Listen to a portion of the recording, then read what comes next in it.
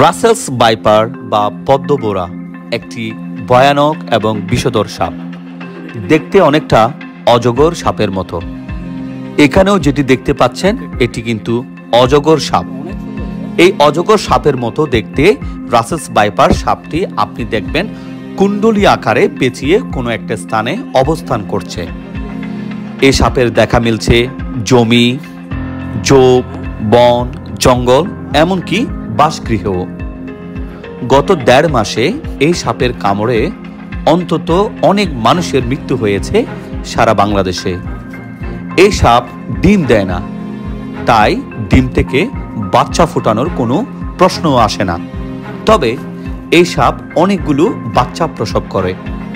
সাম্প্রতিক সময়ে দেশজুড়ে এই সাপের ব্যাপক বিস্তার লাভ করেছে। বিভিন্ন মাধ্যম থেকেও আপনারা বিষয়টি জেনেছেন।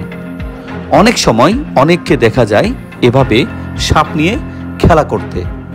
যেহেতু রাসেলস ভাইপার একটি বিষধর সাপ এবং এই সাপের কামড়ে মানুষ আক্রান্ত হচ্ছে, তাই আমাদেরকে এই সাপের বিষয়ে যথেষ্ট সচেতন হতে হবে।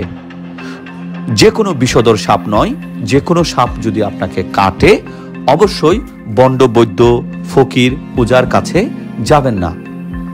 নিকটস্থ স্বাস্থ্য কমপ্লেক্স এবং আপনি যদি চট্টগ্রাম বিভাগের হয়ে থাকেন অবশ্যই চট্টগ্রাম মেডিকেল কলেজ হাসপাতালেই চলে যাবেন। সঠিক সময়ে যদি চিকিৎসা নেন অবশ্যই রাসেলস ভাইপারের কামড়ে যদি কেউ আক্রান্ত হন ইনশাল্লাহ আপনি সুস্থ হয়ে যাবেন।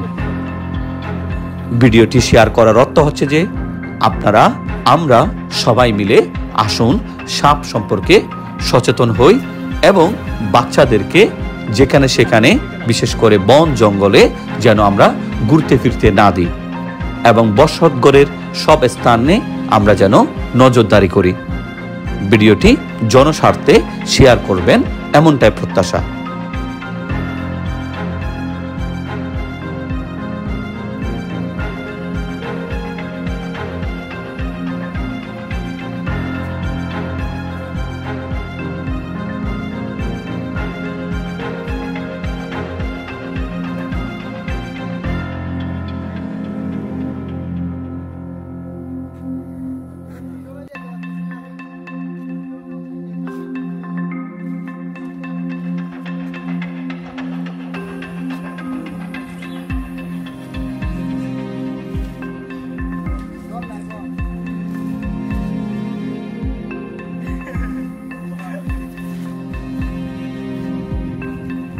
জোরসে দেখি এরা একটু দেখাই।